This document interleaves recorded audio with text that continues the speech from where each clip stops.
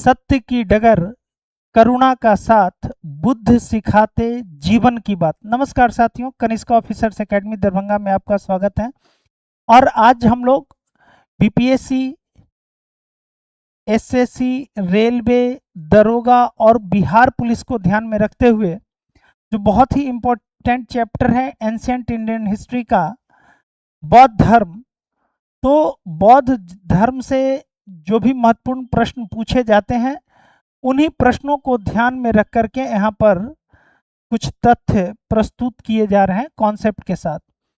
बौद्ध धर्म, सबसे पहले बुद्ध का जीवन परिचय, जहाँ से सवाल पूछता है बुद्ध के जीवन परिचय। बौद्ध धर्म के प्रवर्तक कौन थे, यानी बौद्ध धर्म के संस्थापक थे महात्मा बुद्ध। एक प्रश्न। महात्मा बुद्ध को शाक्य मुनि के नाम से भी जाना जाता है।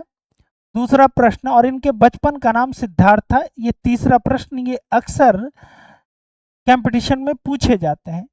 महात्मा बुद्ध का जन्म कब हुआ? 563 ईसा पूर्व में। और महात्मा बुद्ध का जन्म कहाँ हुआ? कपिल वस्तु के लुम्बिनी ग्राम में। लुम्बिनी ग्राम में। और किस दिन हुआ? तो वैशाख पूर्णिमा के दिन हुआ। एकदम इसको याद रखेंगे। बौद्ध धर्म के संस्थापक महात्मा बुद्ध। महात्मा बुद्ध को शाक्य मुनि के नाम से जाना जाता है। इनके बचपन का नाम सिद्धार्थ। इनका जन्म हुआ 563 ईसा पूर्व में। और कहाँ हुआ? तो कपिल वस्तु के लुम्बिनी ग्राम में। और किस दिन हुआ? तो वैशाखी पूर्णिमा के दिन हुआ। इनके पिता का नाम था शुद्धोधन, जो शाक्य गण के मुखिया थे। और माता का नाम माया देवी या महामाया, जो कि कोलिय वंश की थी।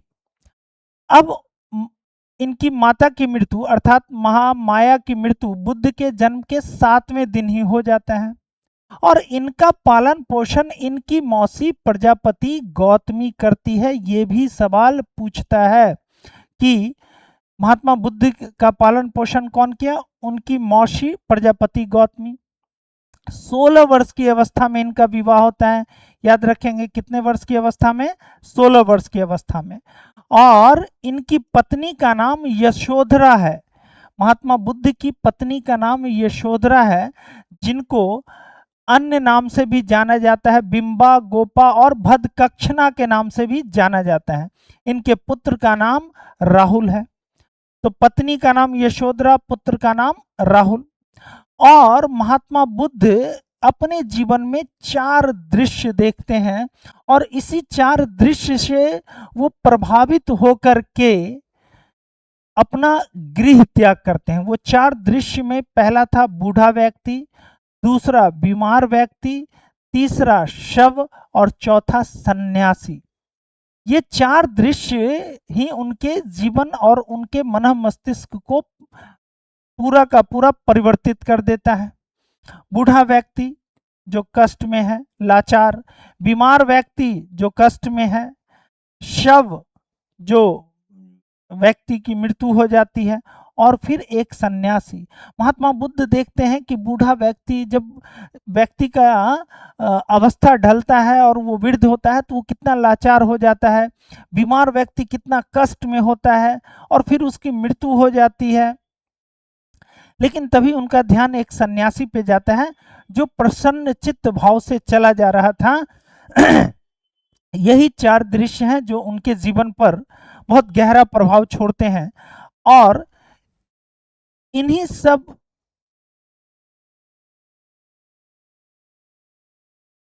4 दृश्य से प्रभावित होकर के 29 वर्ष की अवस्था में वो अपना गृह त्याग कर देते हैं।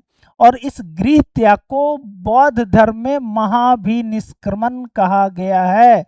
याद रखेंगे, बौद्ध धर्म महात्मा बुद्ध के गृह त्याग, महात्मा बुद्ध 29 वर्ष की अवस्था में गृह त्याग करते हैं।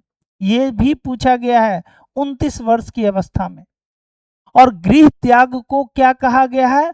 महाभिनिष्क्रमण। महाभिनिष्क्रमण।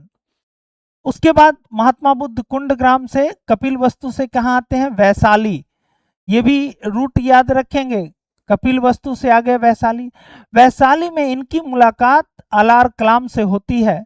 और अलार कलाम से इनको सांख्य दर्शन की शिक्षा प्राप्त होती है। अलार कलाम महात्मा बुद्ध के प्रथम गुरु थे और द्वितीय गुरु रुद्रक रामपुत्र थे। याद क्या रखना है, महात्मा बुद्ध के प्रथम गुरु कौन थे? अलार कलाम। अलार कलाम ने उनको सांख्य दर्शन की शिक्षा दी। सांख्य षड दर्शन का हिस्सा है। सांख्य दर्शन में यह माना गया है कि सृष्टि का निर्माण दो तत्वों से मिलकर के हुआ है, एक पुरुष और दूसरा प्रकृति। महात्मा बुद्ध को फिर इनकी मुलाकात रुद्रक रामपुत्र से होता है जो दूसरे गुरु होते हैं, और इनसे भी ये शिक्षा प्राप्त करते हैं, लेकिन फिर भी ये असंतुष्ट रहते हैं। वो प्रश्न जो इनके मन में चल रहा था वो अभी भी अनुत्तरित रहता है, और ये वैशाली से पहुंच जाते हैं राजगृह, और राजगृह से पहुंच जाते हैं उरुवेला वनस्थली। अब उरुवेला में इन सिद्धार्थ की मुलाकात जो 5 साधक होते हैं, कौंडिन्य, वप, भद्रिक, महानामा और अस्साजी, इस 5 साधक से मिलते हैं। और फिर राजगिरी से ये गया के उरुवेला वन में पहुंचते हैं, वहां 5 साधक से मिलते हैं, और वहां पर ये 6 वर्ष तक कठिन तपस्या करते हैं। और 35 वर्ष की आयु में बैसाखी पूर्णिमा के दिन निरंजना नदी के तट पर पीपल वृक्ष के नीचे सिद्धार्थ को ज्ञान की प्राप्ति होती है, और उसके बाद इनको बुद्ध और तथागत कहा जाता है। याद रखेंगे, महात्मा बुद्ध को 35 वर्ष की अवस्था में ज्ञान प्राप्त होता है, 6 वर्ष तक वो कठिन तपस्या करते हैं, और 35 वर्ष की आयु में ज्ञान की प्राप्ति होती है। कहाँ? गया में। किस नदी के तट पर? निरंजना नदी के तट पर। किस वृक्ष के नीचे? पीपल वृक्ष, जिसको बोधि वृक्ष के नाम से भी जाना जाता है। और जब सिद्धार्थ को ज्ञान की प्राप्ति होती है तब इनको बुद्ध और तथागत के नाम से जाना जाता है। 483 ईसा पूर्व में कुशीनगर में इनको महापरिनिर्वाण प्राप्त होता है। महापरिनिर्वाण अर्थात मृत्यु। महापरिनिर्वाण का मतलब होता है कि मृत्यु के बाद जरा मरण से मुक्त हो जाना। जरा मरण मतलब जीवन और मृत्यु के चक्र से मुक्त हो जाना, इसको कहा गया महापरिनिर्वाण। निर्वाण का शाब्दिक अर्थ होता है कि जीते जी, यानी व्यक्ति जब जीवित है उसी समय लोभ, क्रोध, तृष्णा, इच्छा, यदि इन सब का नाश हो जाए तो कहते हैं कि व्यक्ति को निर्वाण की प्राप्ति हो गई। और मृत्यु के बाद जरा मरण से मुक्त हो जाए तो उसको कहते हैं महापरिनिर्वाण की प्राप्ति हो गई। महापरिनिर्वाण के पहले अंतिम वर्षा काल महात्मा बुद्ध ने कहाँ बिताया? तो वैशाली में। देखिए, बौद्ध धर्म में एक कॉन्सेप्ट था कि वर्षा काल के समय जो बौद्ध भिक्षु होते थे वो किसी एक स्थान पर ठहर कर वहीं पर उपदेश देना, भिक्षा के जरिए अपना भरण पोषण करना, तो ये काम सभी लोग करते थे। अब देखिए, महात्मा बुद्ध ये क्या कहते हैं कि भाई धन का संचय तो करना नहीं है, जीवन यापन भिक्षाटन के माध्यम से करना है। आजकल तो जो है वो आप देख ही रहे हैं कि किस तरह से सन्यासी आज का जीवन जीते हैं। और मृत्यु के बाद शरीर के अवशेषों को 8 भागों में बांटकर 8 स्तूपों का निर्माण कराया गया। जब महात्मा बुद्ध की मृत्यु होती है तो उनके जो शरीर के अवशेष होते हैं, उन शरीर के अवशेषों से कितने स्तूप बनाए जाते हैं? कितने स्तूप का निर्माण होता है? 8 स्तूप का निर्माण होता है। बुद्ध के अस्थि अवशेषों से कितने स्तूप बनाए जाते हैं? 8 स्तूप। 8 स्तूप का निर्माण में मगध शासक अजात शत्रु भी करवाता है, और गणराज्य जो उस समय जो गणराज्य थे, जो वज्जी संघ था, जो मल था, इन सब के द्वारा कराया जाता है। मौर्य शासक अशोक ने 84,000 स्तूपों का निर्माण करवाया था। सबसे प्राचीन स्तूप भरहूत का स्तूप है जो मध्य प्रदेश के सतना जिले में है, और इसकी खोज 1873 ईस्वी में अलेक्जेंडर कनिंघम ने किया था। अलेक्जेंडर कनिंघम ने किया था। तो सर्वाधिक प्राचीन स्तूप भरूच का स्तूप, याद रखिएगा एग्जाम में पूछता है। और सबसे बड़ा स्तूप जो था, सबसे विशाल स्तूप सांची का स्तूप था, जो रायसेन जिला मध्य प्रदेश में है, और इसका निर्माण अशोक ने करवाया था। तो सांची का स्तूप का निर्माण अशोक ने करवाया, और ये महात्मा बुद्ध का सबसे विशाल स्तूप है। सबसे प्राचीन स्तूप भरूच का स्तूप है। इसके अतिरिक्त धमेक स्तूप का निर्माण गुप्त शासकों के द्वारा करवाया गया था। आगे चलिए, बुद्ध के जीवन से संबंधित जो बौद्ध धर्म के जो प्रतीक हैं, ये यहाँ से प्रश्न होता है और यहाँ से आपको याद रखना है। जैसे जन्म का प्रतीक है कमल, जन्म का प्रतीक क्या है? कमल। गृह त्याग का प्रतीक क्या है? घोड़ा। ज्ञान का प्रतीक क्या है? पीपल वृक्ष या बोधि वृक्ष। और निर्वाण की प्राप्ति का प्रतीक क्या है? पद चिन्ह। और मृत्यु का प्रतीक है स्तूप। स्तूप।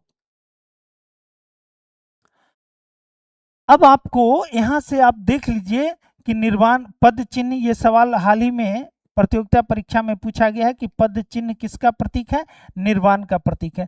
और अभी बताएं कि निर्वाण का मतलब होता है कि व्यक्ति अपने जीवन काल में ही यदि काम, क्रोध, मद, लोभ, इन तमाम चीजों से यदि मुक्त हो जाए तो कहते हैं कि उसको निर्वाण की प्राप्ति हो गई। अब आगे देखिए,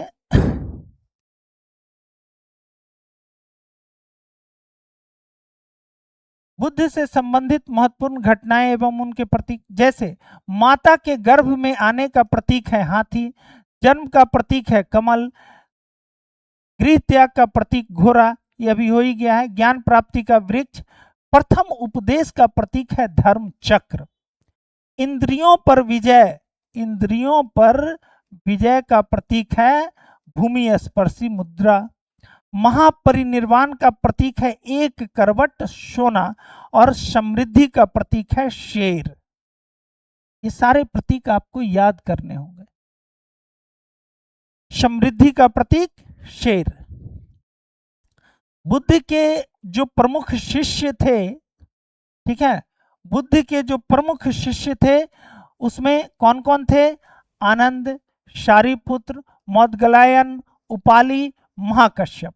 ठीक है, आनंद बुद्ध के चचेरे भाई थे और मुख्य सेवक भी थे, और आनंद बुद्ध के सबसे प्रिय शिष्य भी थे, ये भी सवाल पूछा गया है। इसके अलावे जो सारिपुत्र थे वो प्रज्ञा के लिए विख्यात, मौदगलायन जो थे वो अलौकिक शक्तियों के लिए प्रसिद्ध थे, उपाली विनय के आचार्य, महाकश्यप प्रथम संगति के अध्यक्ष बने थे। ये बुद्ध के परम प्रिय शिष्य थे और सबसे परम प्रिय शिष्य आनंद था, जो उनका चचेरा भाई भी था। यहाँ पर कुछ महत्वपूर्ण तथ्य है जो एग्जाम में पूछे जाते हैं, इनको भी ध्यान में रखेंगे।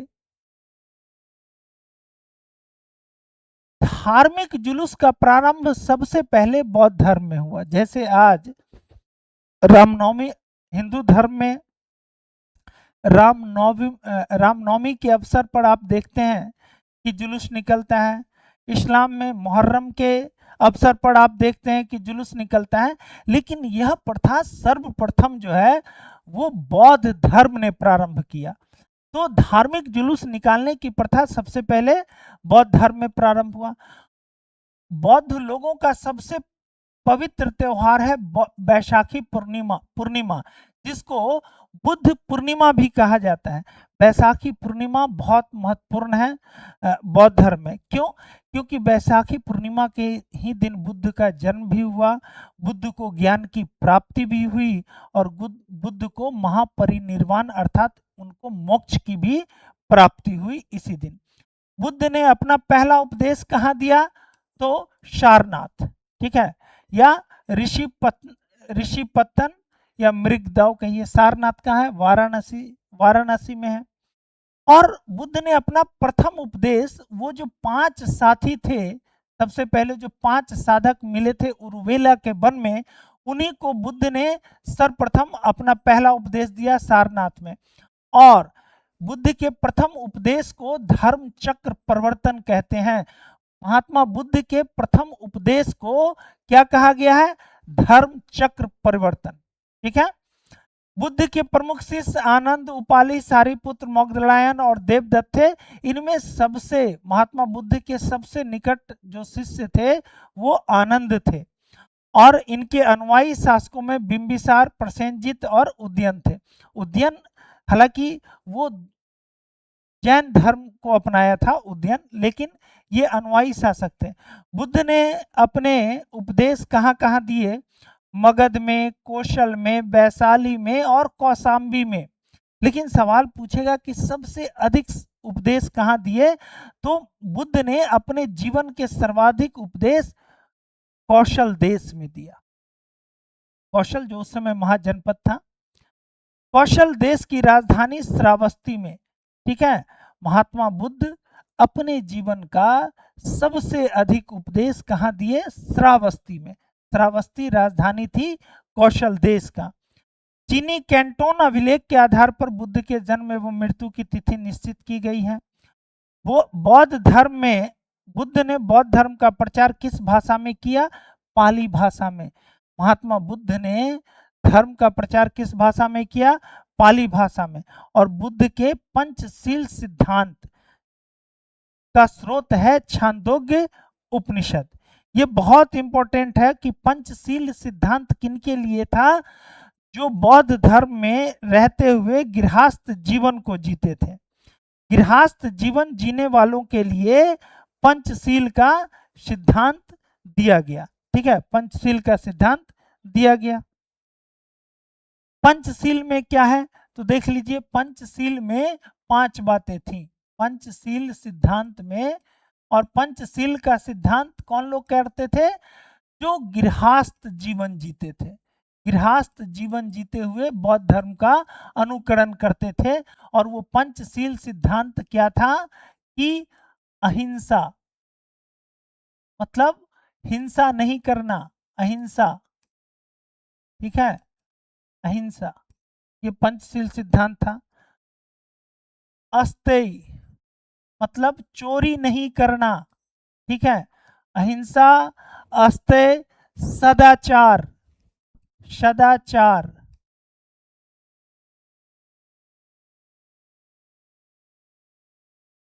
सदाचार, अहिंसा, अस्तेय। अस्तेय का मतलब चोरी न करना। चौथा था सत्य बोलना। और 5वां था नशा न करना। ये गृहस्थ जीवन के लिए बनाए गए नियम थे कि जो लोग भी बौद्ध धर्म के फॉलोअर्स थे और गृहस्थ जीवन जीते थे उनके लिए कि हिंसा नहीं करना, चोरी नहीं करना। सदाचार का मतलब होता है कि अनैतिक यौन आचरण से दूर रहना, सत्य बोलना, नशा न करना। ये इसके अतिरिक्त पंचशील, पंचशील का सिद्धांत कहां से लिया गया? ये ज्यादा इंपॉर्टेंट है। छांदोग्य उपनिषद से लिया गया था। और अष्टांगिक मार्ग, अष्टांगिक मार्ग का स्रोत क्या है? तैत्तिरीय उपनिषद। ये दोनों लाइन याद रख लेंगे, बहुत इंपॉर्टेंट है। आप देख लीजिए प्रीवियस ईयर में ये पूछा गया है कि पंचशील के सिद्धांत का स्रोत क्या है? छांदोग्य उपनिषद। और अष्टांगिक मार्ग का स्रोत क्या है? तैत्तिरीय उपनिषद। प्रतीत समुत्पाद बुद्ध के उपदेशों का सार एवं उनके संपूर्ण दर्शन का आधार स्तंभ माना जाता है। ये प्रतीत समुत्पाद क्या है? ये प्रतीत समुत्पाद का मतलब होता है कि सभी घटनाएं परस्पर आश्रित हैं। यदि संसार में किसी वस्तु का अस्तित्व है, वो एग्जिस्ट करता है, तो उसका होने का कोई न कोई कारण है। अकारण कुछ भी नहीं है। कारण और कार्य का सिद्धांत देता है प्रतीत समुत्पाद। ठीक है, तो महात्मा बुद्ध ये कहते हैं कि भाई दुख का कारण है, यदि इस कारण को ही समाप्त कर दिया जाए तो दुख मिट जाएगा। और उस दुख का कारण क्या है? अविद्या, तृष्णा, अविद्या, तृष्णा। तो प्रतीत समुत्पाद बुद्ध के उपदेशों का सार एवं संपूर्ण दर्शन का आधार स्तंभ माना गया है। और आपसे यदि ये सवाल पूछे कि बुद्ध के उपदेशों का सार या दर्शन का आधार क्या है, तो प्रतीत समुत्पाद है। और प्रतीत समुत्पाद का मतलब क्या है कि किसी भी वस्तु, किसी भी चीज का अस्तित्व अकारण नहीं है। यदि दुख है तो उस दुख का भी कारण है, और दुख मिटाना है तो उस कारण पे प्रहार करना होगा। और इसीलिए अष्टांगिक मार्ग, त्रिरत्न और 4 आर्य सत्य के सिद्धांत को भी दिया गया। बुद्ध अनात्मावादी थे। बुद्ध आत्मा में विश्वास नहीं करते थे। बुद्ध क्या थे? अनात्मावादी। आत्मा नहीं मानते थे, अनिश्वरवादी थे, ईश्वर को नहीं मानते थे, लेकिन पुनर्जन्म में विश्वास करते थे। महात्मा बुद्ध पुनर्जन्म में विश्वास करते थे। वो मानते थे कि व्यक्ति का पुनर्जन्म होता है, और पुनर्जन्म आत्मा का नहीं बल्कि इच्छाओं का होता है। वो इच्छा जो हर जन्म में इंसान मोहवश कुछ न कुछ लेके जाता है कि ये काम अधूरा रह गया, ये नहीं हुआ। इसीलिए जातक कथा में बुद्ध के पूर्व जन्म की कथाएं हैं। ठीक है, जातक में बुद्ध के पूर्व जन्म की कथाएं हैं, और ये सबसे अधिक बार पूछा जाता है कि बुद्ध के पूर्व जन्म की कथाएं किस में वर्णित है? जातक कथा में। बुद्ध की सर्वाधिक मूर्ति जो है वो गंधार शैली में बनाए गए हैं। ठीक है, हालांकि बुद्ध की प्रथम मूर्ति मथुरा शैली में बना था, लेकिन सबसे अधिक देखिए जैन धर्म के अधिकांश मूर्ति मथुरा शैली में बना हुआ है, और बौद्ध धर्म में महात्मा बुद्ध की सर्वाधिक मूर्ति गंधार शैली में बना है। लेकिन सवाल यदि ये पूछे कि महात्मा बुद्ध की प्रथम मूर्ति किस शैली में बनी थी, तो मथुरा शैली में। इसके अलावा बौद्ध धर्म के संस्थापक गौतम बुद्ध को गरीबों का राजकुमार भी कहा जाता है। किसको गरीबों का राजकुमार कहा जाता है? तो महात्मा बुद्ध को। और क्यों कहा जाता है? क्योंकि महात्मा बुद्ध ने राजशाही जीवन का परित्याग करके समाज के दबे कुचले और गरीब लोगों के लिए उनके सम्मान, उनके न्याय और उनके मोक्ष प्राप्ति के लिए काम किया। महायान शाखा के अंतर्गत बुद्ध की पहली मूर्ति बनी। देखिए आगे चल करके हम लोग देखेंगे कि बौद्ध संगति होता है, और आगे चल करके बौद्ध धर्म 2 हिस्से में बढ़ जाता है, महायान और हीनयान। महायान में मूर्ति पूजा प्रारंभ होता है, इसलिए सबसे पहले महात्मा बुद्ध की मूर्ति महायान शाखा के अंतर्गत बनाई जाती है। और महायान शाखा उसको बोलते हैं जिसमें बुद्ध को ईश्वर के रूप में पूजने की परंपरा विकसित हुई, उसको महायान कहा गया। 4 बोधिसत्व हुए बौद्ध धर्म में, ये भी याद कर लेंगे। कितने? 4 बोधिसत्व। ये 4 बोधिसत्व किसको कहा जाता है? जो मानव के कल्याण के लिए काम करता हो। ठीक है, उसमें पहला मंजूश्री, दूसरा वज्रपाणी, तीसरा पद्मपाणी और चौथा मैत्रेयी। तो पद्मपाणी अवलोकितेश्वर ये तीसरे बोधिसत्व थे, और चौथा मैत्रेयी अभी इनका अवतार लेना शेष बचा हुआ है। तो आने वाले बोधिसत्व कौन है? मैत्रेयी, ये भी याद रखेंगे। ठीक है, बंगाल के शैव शशांक ने बोधि वृक्ष को कटवाया था। अब देखिए बंगाल का जो शैव धर्म को मानने वाला शासक था शशांक, उसने बोधि वृक्ष को पहली बार उसी ने कटवाया था। और आगे चल करके हम देखते हैं कि बौद्ध धर्म 2 भाग में तो बटा ही है ना, हीनयान और महायान। हीनयान वह था जो महात्मा बुद्ध के मूल सिद्धांतों और विचारों का अनुकरण करता था, जबकि महायान उनके विचारों का तो अनुकरण करता था, लेकिन वो महात्मा बुद्ध को भगवान के रूप में उसकी मूर्ति पूजा प्रारंभ कर दिया, जिससे हीनयानी लोग सहमत नहीं थे और टूट गया बौद्ध धर्म। आगे चल करके हीनयान भी 2 भाग में बट गया, वैशेषिक और सौतांत्रिक में। वैशेषिक और सौतांत्रिक में बट गया। तो ये भी पूछ लेता है कि वैशेषिक जो है वो किसका उपसंप्रदाय है? तो बौद्ध धर्म का। और बौद्ध धर्म में पूछेगा तो किसका? बता देंगे हीनयान का। धार्मिक जुलूस प्रारंभ करने का सर्वप्रथम कार्य किसने किया? तो ये पहले ही धार्मिक जुलूस का सर्वप्रथम प्रयोग किसके द्वारा किया गया? बौद्ध धर्म के द्वारा किया गया। महात्मा बुद्ध का सबसे पवित्र त्योहार क्या है? बैसाखी पूर्णिमा है। इसी दिन महात्मा बुद्ध का जन्म भी हुआ, ज्ञान की प्राप्ति और महापरिनिर्वाण भी हुआ। प्रथम उपदेश कहाँ दिया? सारनाथ में।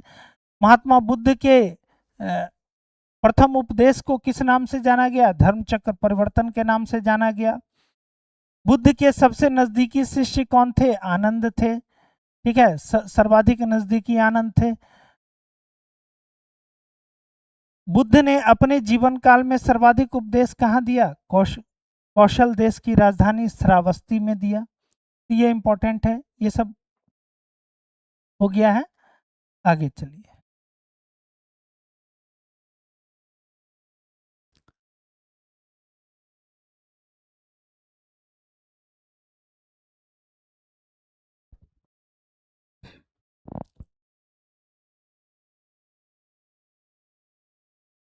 अष्टांगिक मार्ग देखिए। बौद्ध धर्म में अष्टांगिक मार्ग यानी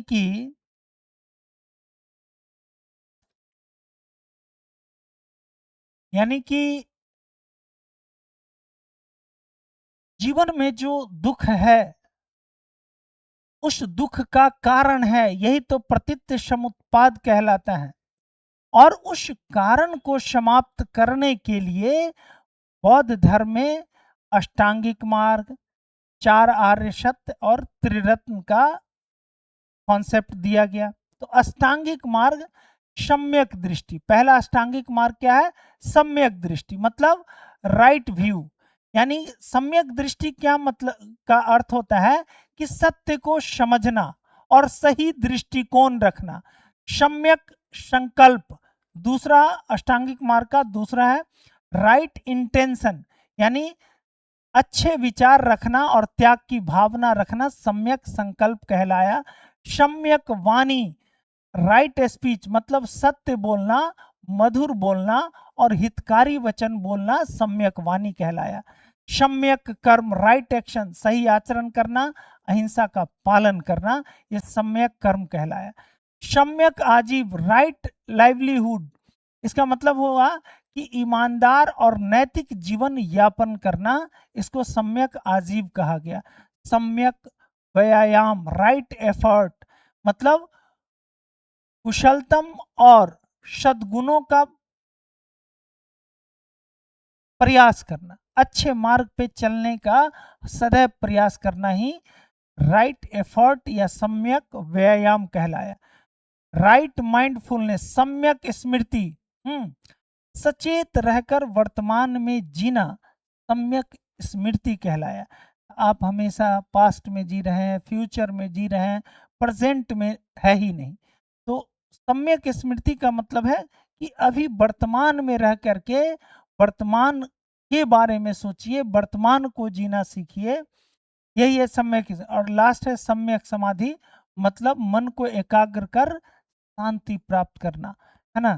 देखते होंगे कि साधु संत लोग एकदम समाधि में लीन हो जाते हैं, वो मन और चित्त को एकदम एकाग्र करके शांति की अवस्था में पहुंच जाते हैं। तो ये है अष्टांगिक मार्ग, इसी को कहते हैं अष्टांगिक मार्ग। अब देख लीजिए 4 आर्य सत्य क्या है। तो देखिए 4 आर्य सत्य यानी बुद्ध ने सांसारिक दुखों के संबंध में 4 आर्य सत्य का उपदेश दिया। पहला कहा कि दुख समुदाय, दुख निरोध और दुख निरोध गामिनी प्रतिपदा, यानी दुख है, दुख समुदाय, दुख निरोध, कहते हैं कि दुख तो है ना। 4 आर्य सत्य में कि भाई दुख का कारण है, दुख समुदाय, दुख निरोध मतलब इसको हटाया जा सकता, इसको समाप्त किया जा सकता है। और दुख निरोध गामिनी प्रतिपदा का मतलब है कि वह रास्ता जिस रास्ते पे चल करके आप अपने दुखों का अंत कर सकते हैं। तो 4 आर्य सत्य याद रखेंगे। 4 आर्य सत्य में पहला है दुख, दूसरा दुख समुदाय, तो तीसरा दुख निरोध और चौथा दुख निरोध गामिनी प्रतिपदा। तो दुख निरोध गामिनी प्रतिपदा में ही अष्टांगिक मार्ग है कि भाई इस रास्ते पे चलिए तो आपको दुखों से मुक्ति मिलेगी। ठीक है, आगे देखिए, बुद्ध के अनुसार अष्टांगिक मार्गों के पालन करने के उपरांत मनुष्य की भव तृष्णा नष्ट हो जाती है, उसे निर्वाण प्राप्त हो जाता है। निर्वाण का मतलब होता है दीपक का बुझ जाना। वो मन में जो काम, क्रोध, मद, लोभ है वो सब का मिट जाना, समाप्त हो जाना। ये तभी होगा जब आप अष्टांगिक मार्ग पे चलेंगे। तो काम, क्रोध, मद, लोभ, तृष्णा, वेदना सब समाप्त हो जाता है और फिर आपको निर्वाण की प्राप्ति हो जाती है। ठीक है, और व्यक्ति फिर धीरे धीरे जीवन और मरण के चक्र से मुक्त हो जाता है। यहाँ बौद्ध संगति की बात करते हैं। 4 बौद्ध संगति हुआ था।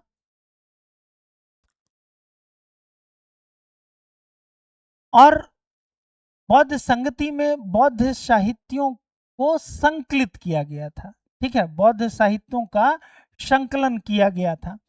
तो जो त्रिपिटक साहित्य है, त्रिपिटक में 3 साहित्य आता है, विनय पिटक, सूत पिटक, अभिधम पिटक।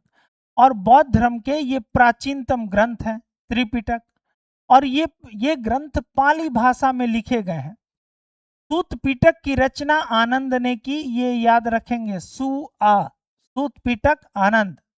और यूवी विनय पिटक की रचना उपाली ने की।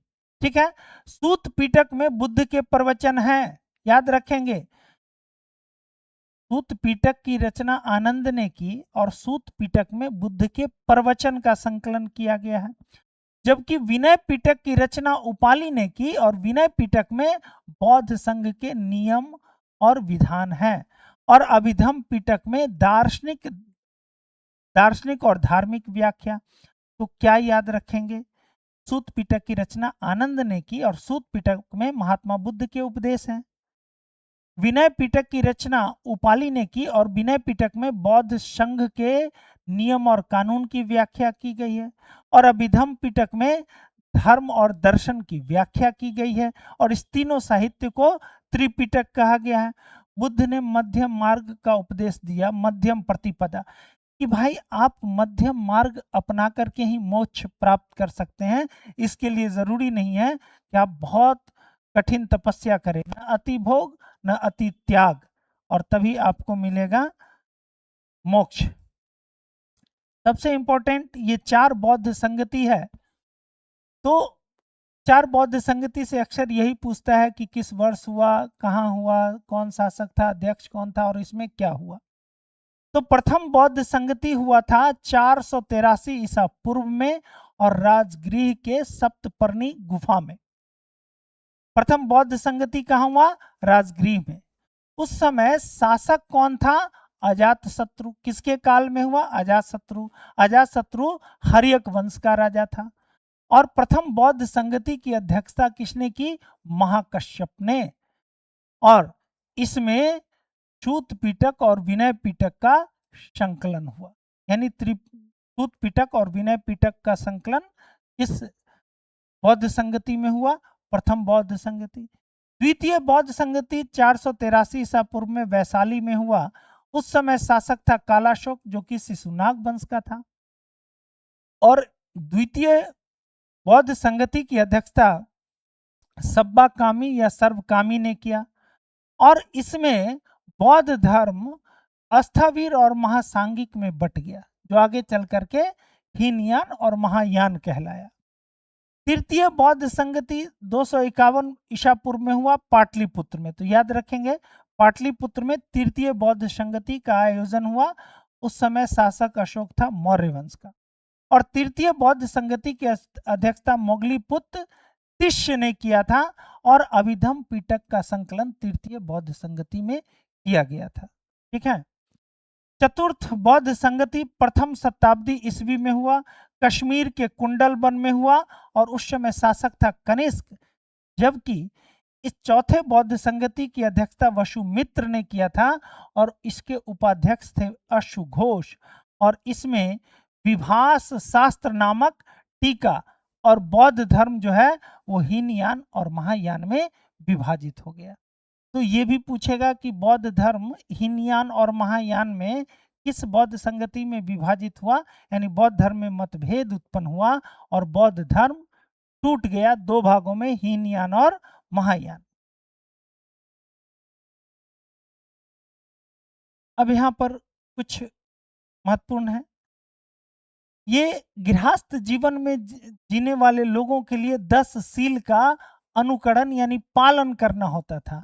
इसी में पंचशील भी हम लोग देखे कि जो उपनिषद छांदोग्य उपनिषद से लिया गया है 10 शील, अहिंसा, सत्य, अस्थेय, व्यभिचार से बचना, शराब का सेवन से बचना, समय से भोजन ग्रहण करना, कोमल सैया पर सोने से बचना, धन संचय से बचना, स्त्रियों से दूर रहना और नृत्य गान आदि से दूर रहना। तो बौद्ध धर्म में ये 10 शील जो आचरण संबंधित था, ये उपदेश था कि भैया आपको मोक्ष चाहिए और गृहस्थ जीवन में रहने के साथ साथ आप इन 10 आचरण का अनुकरण करें। बौद्ध धर्म के अनुयायी 2 भागों में विभाजित थे जो बौद्ध धर्म को फॉलो करते थे। एक था भिक्षुक और दूसरा था उपासक। बौद्ध धर्म के त्रिरत्न किसको कहा गया है? तो त्रिरत्न में कौन कौन आता है? बुद्ध, धम्म और संघ। बौद्ध धर्म में त्रिरत्न, ये पूछता है, बहुत इंपॉर्टेंट है, बुद्ध, धम्म और संघ, इसको त्रिरत्न कहा गया है ना। सूत पिटक, विनय पिटक और अभिधम्म पिटक, ये तीनों साहित्य को त्रिपिटक कहा गया है। देखिए, बुद्ध द्वारा स्थापित संघ की सभा में, देखिए जब बौद्ध भिक्षुओं का सभा लगता था तो उस सभा की शुरुआत एक पाठ के साथ होता था, ठीक है। उस पाठ को अनुशासन कहते थे और यदि कोई व्यक्ति संघ में प्रवेश करता था तो संघ में प्रवेश पाने को उपसंपदा कहा जाता था।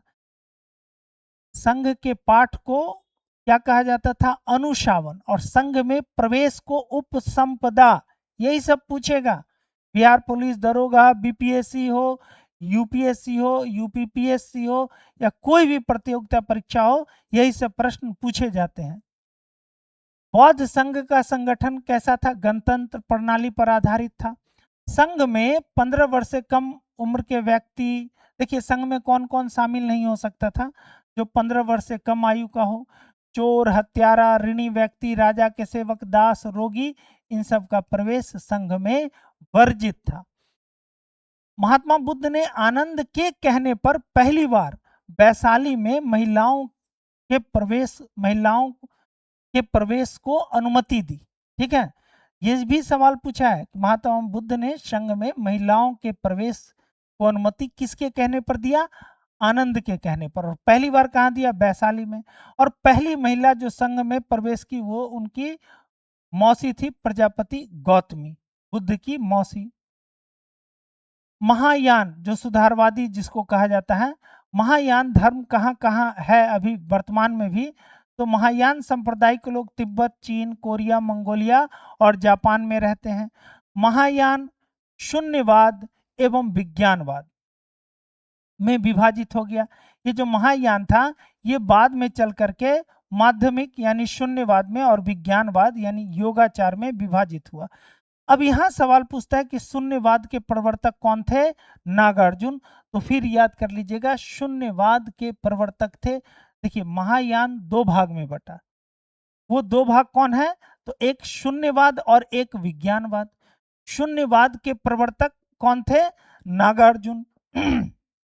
और विज्ञानवाद के प्रवर्तक मैत्रेयनाथ। तो बहुत इंपॉर्टेंट है, आप इसको याद रखिएगा। असंग वसुबंधु ने आगे चल करके असंग और वसुबंधु ने विज्ञानवाद का प्रचार किया। हीनयान रूढ़िवादी था, महायान सुधारवादी था। रूढ़िवादी होने का मतलब अक्षर सब वैसा ही करना जैसा महात्मा बुद्ध ने कहा था, उसमें किसी परिवर्तन को वो स्वीकार नहीं करता था, इसलिए रूढ़िवादी। हीनयान संप्रदाय कहाँ कहाँ है वर्तमान में? श्रीलंका, बर्मा और जावा, इन सब देशों में फैला हुआ है। हीनयान भी आगे चल के टूट गया वैभाषिक और सौतांत्रिक में। वैभाषिक मत मुख्यतः कश्मीर में प्रचलित है, ये भी पूछा है कि हीनयान का वैभाषिक मत कहाँ प्रचलित है? कश्मीर में। बुद्ध घोष ने एक पुस्तक बौद्ध सिद्धांत पर लिखी जिसे विशुद्धि मग्ग कहा जाता है। तो अक्सर पूछ लेता है कि विशुद्धि मग्ग के रचनाकार कौन थे? तो बुद्ध घोष थे। और विशुद्धि मग्ग को त्रिपिटक की कुंजी कहा जाता है, यानी आपको त्रिपिटक को समझने में सहायता मिलता है। ठीक है, त्रिपिटक को समझने में सहायता मिलता है। कुछ यहीं पर है कि भाई बुद्ध ने अपना प्रथम उपदेश कहाँ दिया? सारनाथ यानी ऋषिपत्तनम में। बुद्ध के सबसे नजदीकी शिष्य में कौन था? आनंद। बुद्ध ने अपने उपदेश सर्वाधिक कहाँ दिए? श्रावस्ती ने। बुद्ध को महापरिनिर्वाण की प्राप्ति कब हुई? 483 ईसा पूर्व कुशीनगर में। त्रिपिटक में कौन कौन साहित्य आता है? विनय पिटक, सूत पिटक और अभिधम पिटक, जो बौद्ध धर्म के सबसे प्राचीन ग्रंथ है और ये पाली भाषा में लिखे गए हैं। बुद्ध ने मध्यम मार्ग का उपदेश दिया, न अति भोग न अति त्याग। और